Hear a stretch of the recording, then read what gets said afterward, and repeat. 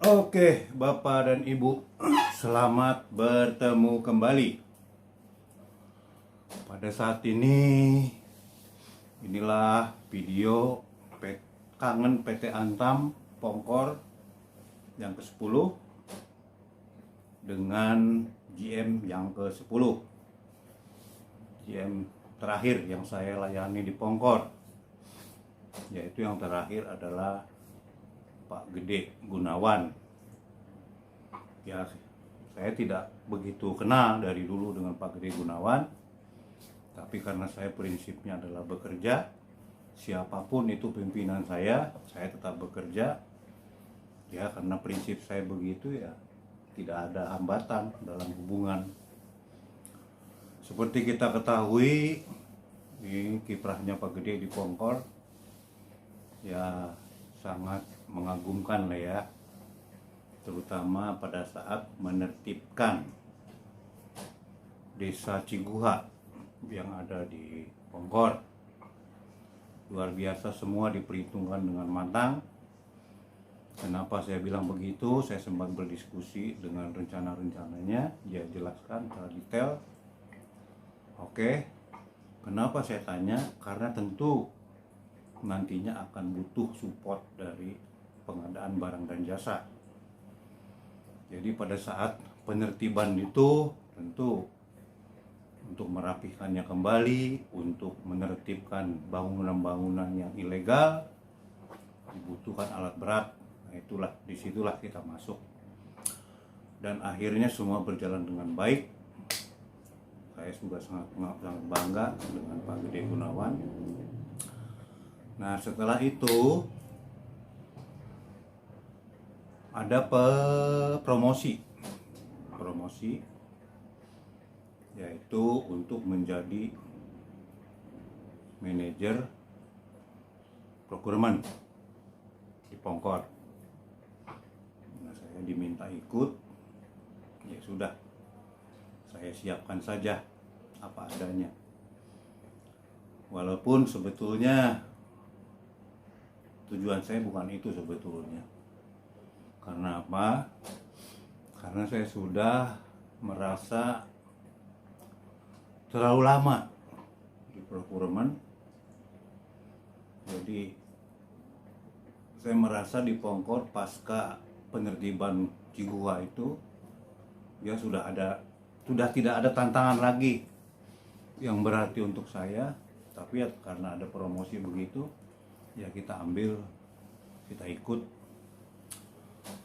Jadi pada saat presentasi di Jakarta kantor pusat, Antam Pusat, jadi adalah pertanyaan pada saat itu dari panelis, sebetulnya passion kamu itu di mana, boy? Saya bilang passion saya sebetulnya sih ada di maintenance. Semua terheran-heran karena selama dari mulai 94 sampai 2017 itu saya di pengadaan barang dan jasa. Oke, setelah itu Pak Gede juga kelihatannya dari raut wajahnya sangat terkejut. Tapi tidak apa-apa, itu kan keputusan saya. Oke, semua terheran-heran. Akhirnya saya ditanya macam-macam mengenai kepanjangan inilah, kepanjangan itulah, GCG lah, inilah. Ya pada saat itu ada yang tidak saya jawab. Kenapa? Karena GCG itu yang saya pahami sampai pada saat itu ya, sampai pada saat 2017 itu baru sebatas kita itu senang mendapatkan sertifikat, tapi implementasinya sangat kurang. Itulah makanya saya kenapa saya bilang apa adanya aja. Oke, setelah itu saya kembali ke Pongkor. Ya Pak Hamsi kan manajer saya waktu itu, Pak Hamsi. Kenapa Pak Boy? Bilang, aduh passionnya komentenan. Ya itu suara hati saya Pak, itu begitu. Saya mau bilang apa lagi? Aduh, Bapak ini bagaimana? Kita sudah memperjuangkan, berusaha, tapi ya sudah Pak, nggak apa-apalah, kalah juga nggak apa-apa. Ya sudah, akhirnya kalah lah saya. Tapi ya itu, Pak Gede orangnya baik, dia panggil saya. Aduh, sayang sekali Pak Boy, saya dipanggil ke ruangannya, beliau bilang sayang sekali Pak Boy, Bapak itu karir dari pengadaan barang dan jasa dari nol sampai sampai dikatakan bisa lah. Ya nggak apa-apa Pak, jadi susah, tidak apa-apa Pak, sampai pensiun pun saya di asisten manajer, ya nggak apa-apa. Oke, jadi dalam perjalanan liku adalah promosi lagi untuk manajer procurement di Cibaliung. Nah, saya ditawarin ke sana. Saya bilang ke Pak Kamsi, waduh enggak Pak, soalnya kalau saya harus mutasi, beberapa tahun yang lalu saya minta mutasi nggak dikasih-kasih. Sekarang sudah tinggal 1-2 tahun lagi mau pensiun, ada untuk mutasi. Tidak Pak, kalaupun saya harus dipindah, tolong pindahkan saya ke Pelum, pelayanan umum maksudnya di situ. Nah, Pak Kamsi nggak setuju dia. Oke lah, nggak apa-apa Pak. Nah, cuman saya pikir-pikir, kalau saya tidak ambil itu ke manajer procurement Cibaliung, karena untuk ke sana nggak ada yang mau. Oke, saya ambil kesempatan itu. Kenapa saya ambil? Karena saya berpikir kalau saya tidak ambil itu ke Cibaliung, karir anak buah saya yang di bawah itu, Pak Aan, Pak siapa itu tidak akan berkembang. Ya sudah, berarti kan saya kan egois, mementingkan diri saya sendiri. Udah saya ambil itu, pindahlah saya ke Cibaliung tahun 2017. Mulai di sana memang sebelumnya kan banyak informasi Cibaliung begini, Cibaliung begitu, itu kan katanya. Saya belum lihat sendiri. Saya orangnya kan begitu, harus saya lihat sendiri. Nah, terbukti betul apa adanya. Nah, di sana memang dibilang bagaimana sangat carut marut. Jadi pada saat saya masuk di sana, banyak barang-barang itu ada di barang-barang nggak jelas, nggak ada permintaannya siapa, nggak ada ordernya, nggak ada. Itu banyak di kolong-kolong meja, kolong kursi ruang pengadaan barang dan jasa. Ya sudah, saya bagikan aja, ini nemu semua ini, saya bagikan ke user-user. Rupanya besoknya banyak mitra-mitra yang menanyakan barang-barangnya itu. Tidak saya layani. Nggak ada barang masuk tanpa surat pesanan atau apa begitu kan, itu prinsip saya.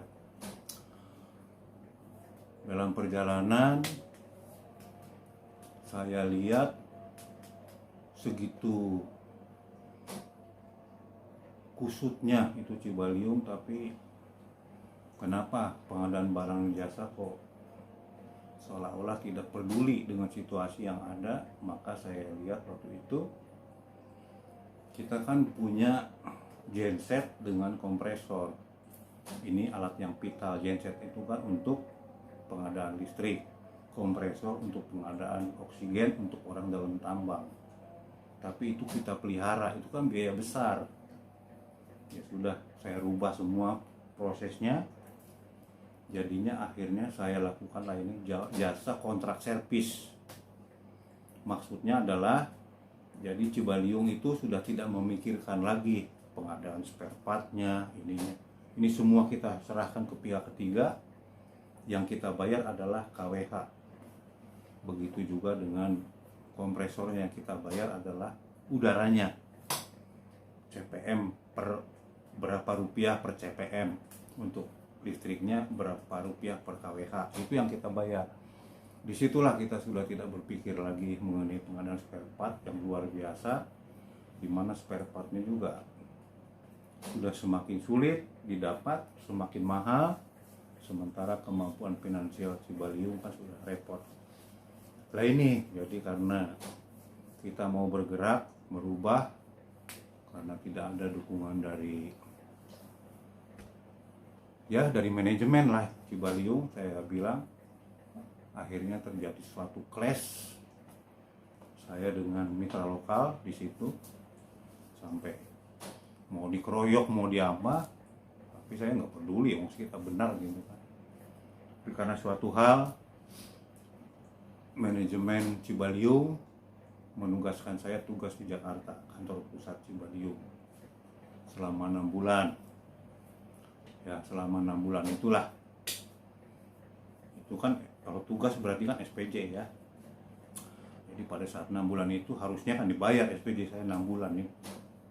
Karena Cibaliung sendiri kesulitan finansial, ya udah kita relakan saja, hitung-hitung untuk membantu keuangan di Cibaliung.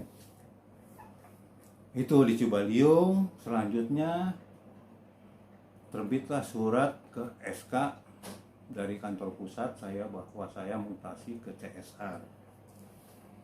Masuk CSR, waktu itu pipi CSR-nya adalah Dr. Darmanto. Saya masuk di situ, ya saya pikir ya sudahlah, kita bantu-bantu aja apa yang ini, kalau udah tinggal 1,5 tahun lagi kan kita mau MPP gitu ya. Nah ternyata ada masalah juga di CSR. Itu ada 2 masalah yang saya tangani yang sudah cukup lama. Nah disinilah saya bilang di sini untuk anak-anak muda sekarang harus peduli, jangan memikirkan bagiannya sendiri. Kesulitan orang harus dilihat. Kenapa saya bilang begitu? Pada saat saya masuk di CSR ada satu kasus, yaitu bantuan pengadaan kantor dari Antam untuk Kapolres Bogor. Itu sudah terkatung-katung setahun lebih. Permasalahannya nggak jelas, ya sudah saya diminta Dr. Darmanto selaku SPP CSR tolong dibantu, ya sudah saya bantu. Nah itu selesai. Yang kedua adalah bantuan Antam untuk Pomala, yaitu biaya untuk pembangunan rumah sakit di Kolaka. Ini sudah hampir 2 tahun ini nggak selesai-selesai, terkatung-katung, permasalahannya nggak jelas. Saya belum tahu permasalahannya, tapi saya pelajari cepat, seminggu saya pelajari, oh masalahnya di sini. Jadi pada saat itu, nah di sini saya informasikan untuk anak-anak muda harus menjaga, Antam itu harus dijaga, jangan karena ini bukan bagian saya biar saja. Itu yang nggak boleh. Kenapa? Jadi pada saat itu datanglah Bupati Kolaka ke Antam Jakarta, kantor pusat, rapat di ruang direksi di lantai 8. Dirut itu sampai di begini-begini, bagaimana ini Antam tidak komit. Bayangin aja, itu kan dirut siap, saya tidak kenal dengan dirutnya, Pak Arianto siapalah begitu, nggak kenal. Tapi karena saya prinsipnya bekerja, ya sudah kita amankan. Jadi pada saat itu karena saya tahu, saya sudah bilang Dr. Darmanto permasalahannya Pak di sini. Begitu sudah semakin panas, akhirnya saya ngomong, maaf bapak-bapak, di situ banyak direksi, ada manajer-manajer semua, nggak ngerti apa yang mau dijawab gitu ya, karena itu mungkin kurang peduli dengan bagian-bagian lain. Saya bilang akhirnya ada permasalahan Pak yang secara administrasi yang belum diselesaikan oleh Pemda Kolaka, sehingga tidak cair ini. Seharusnya termin kedua itu sudah cair harusnya, tapi karena ada permasalahan administrasi, saya jelaskan begitu, akhirnya bupati itu malu, akhirnya dia keluar. pulang. Nah, saya kontak sekdanya, sekretaris daerahnya, kontek-kontekan. Besoknya saya berangkat ke Kolaka, Pomala. Di situ muncul rumor kalau ini tidak diselesaikan, ada kemungkinan pengapalan nikel di Pomala itu akan di stop sama bupatinya. Pada saat itu muncul rumor begitu. Waktu itu di sana pipit sehatnya Pak Kamsi di sana. Saya bilang tenang aja Pak, nggak akan mungkin. Ini bermasalah bukan dari kita kok, dari mereka masalahnya. Sebetulnya kita juga punya andil kenapa dibiarin begitu lama masalah ini. Yaitu karena ketidakpedulian. Akhirnya saya ke sana, saya rapat, meeting. Terjadilah, saya jelaskan ada kesalahan perhitungan di sana di Pemda Kolaka, sehingga dirubah semua laporan-laporannya. Ada salah perhitungan sehingga ada masalah pembangunan rumah sakitnya. Memang secara Antam sih nggak ada masalah harusnya, tapi kontraknya berbunyinya di situ Antam mengikuti proses pembangunan itu. Nah itu yang padahal harusnya Antam kan hanya memberikan bantuan dana, harusnya tidak perlu sampai sedetil mungkin untuk mengawasi itu, seharusnya begitu. Yang jadi permasalahan adalah, nah disinilah.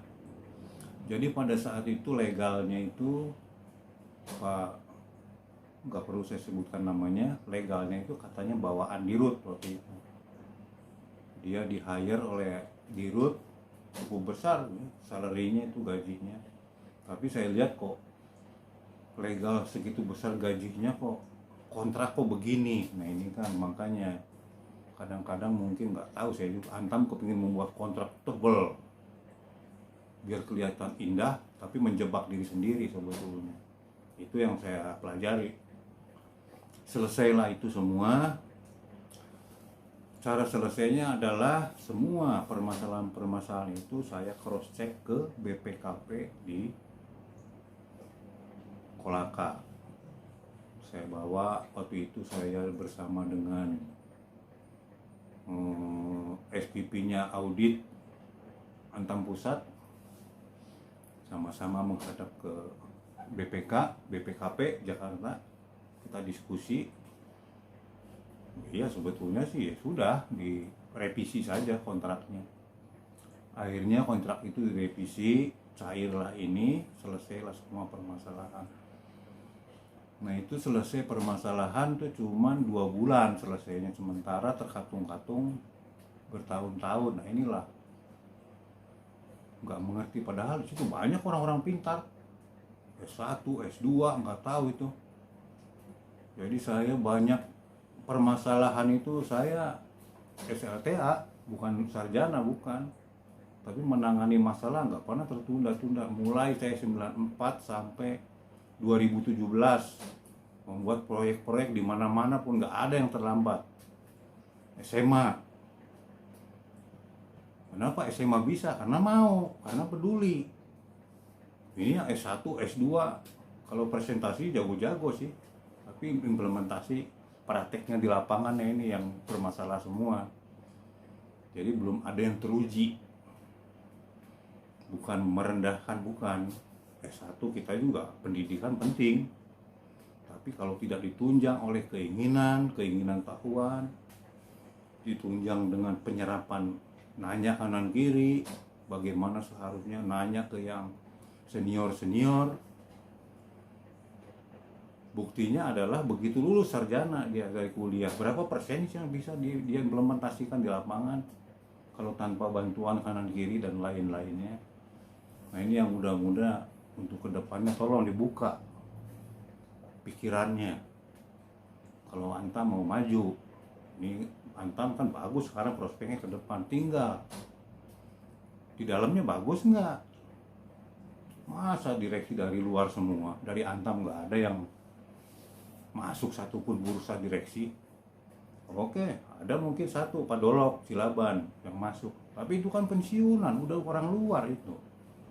Nggak ada, nggak bisa. Nah di sini tantangan, berarti sekarang berkembang. Antam begini-begini ya, berarti ada penilaian orang selama ini Antam tuh kalau nggak dari luar tuh tidak akan maju. Akhirnya kan penilaiannya begitu.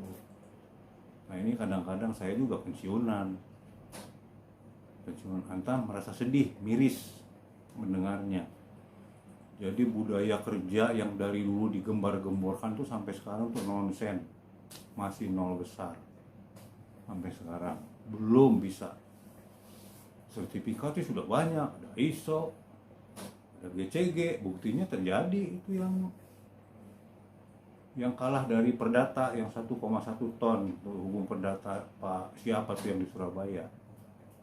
Nah ini kan berarti kan GCG-nya nggak jalan atau ISO-nya nggak jalan atau apanya lah itu, maka muncul masalah kan.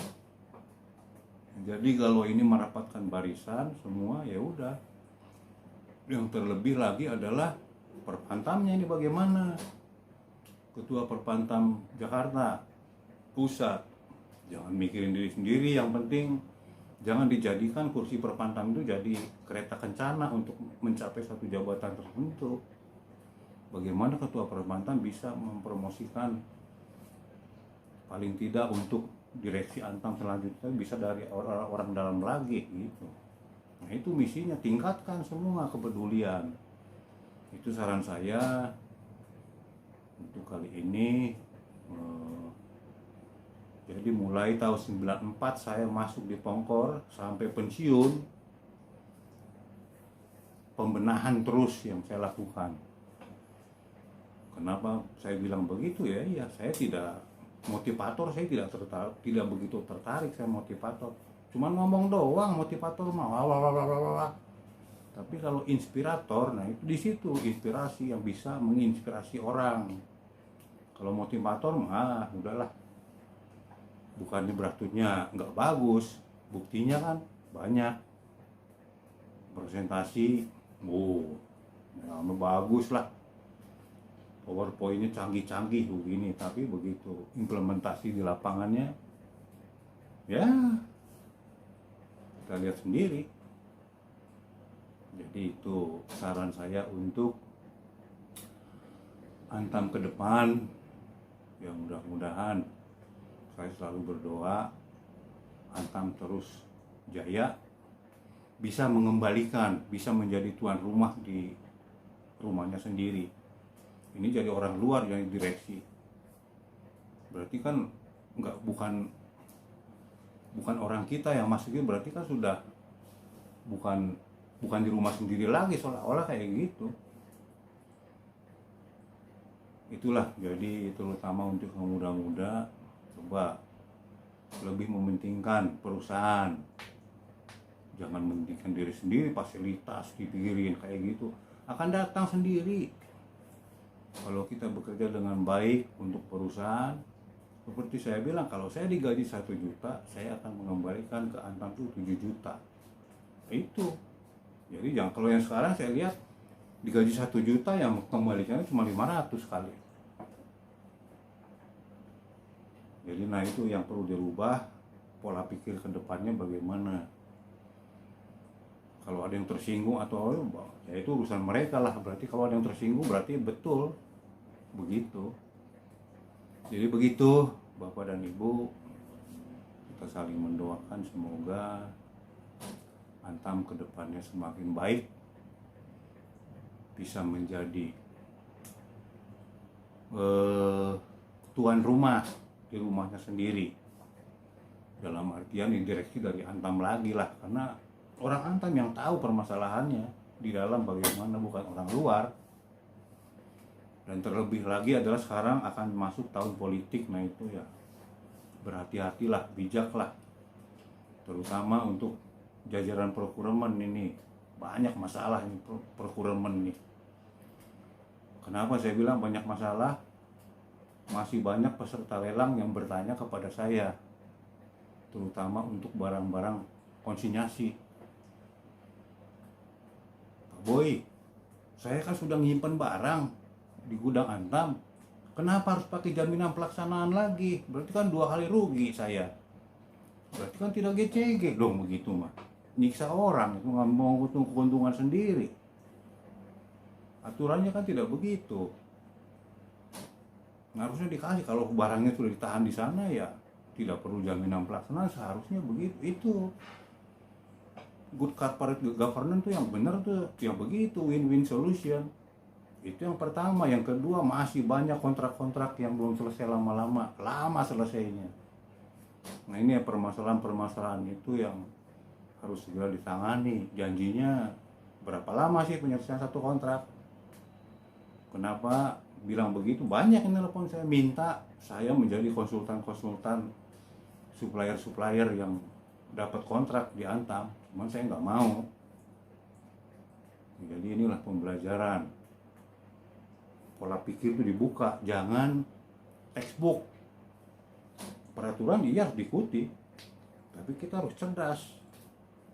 Orang pintar tuh banyak di Antam, ada S1, S2, mungkin S3 ada, tapi yang cerdas cuma sedikit. Nggak ada yang cerdas, mungkin tidak ada, makanya terjadi banyak masalah.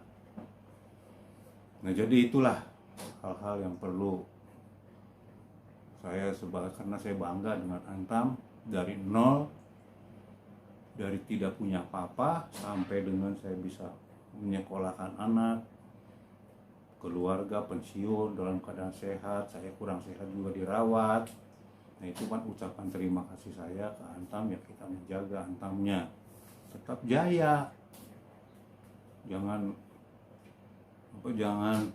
ego masing-masing lah, oh ini bukan pekerjaan saya, itu tanggung jawab dia, selesaikan sendiri. Tidak begitu, itu namanya bukan teamwork. Itu GCG kan katanya teamwork ya, dari dulu teamworknya hanya di depan pimpinan doang mungkin.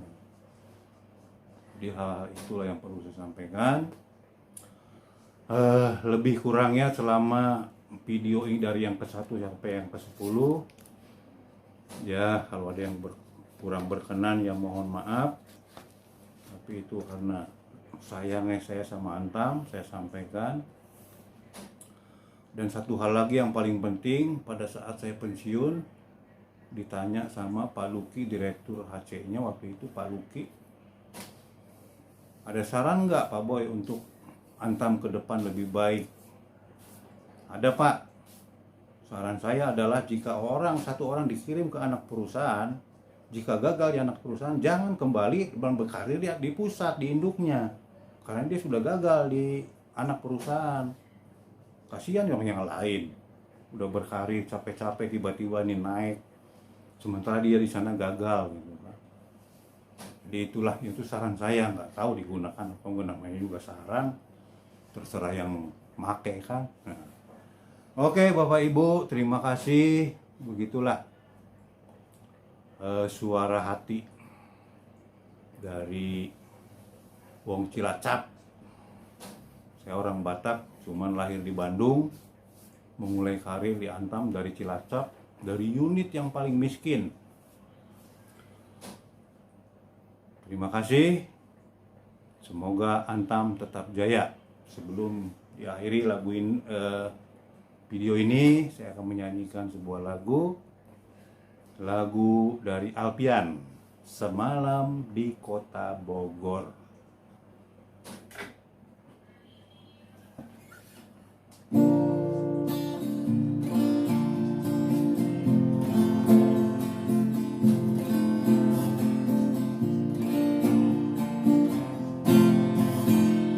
Kata hati aku kau pergi bermalam di kota. Sejak itu lamunan menggoda dalam diriku. Aku semalam menginap di Bogor. Ulang kisahku di sana.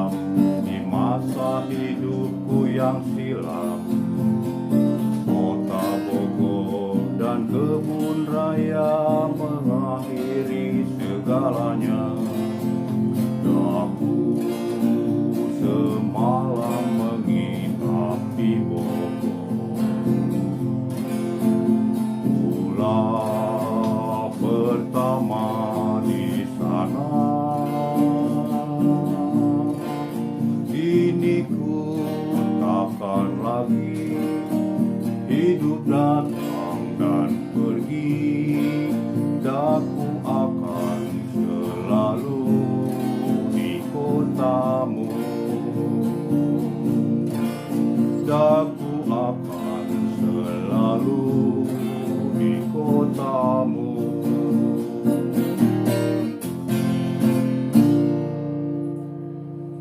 Sampai bertemu kembali. Selamat malam.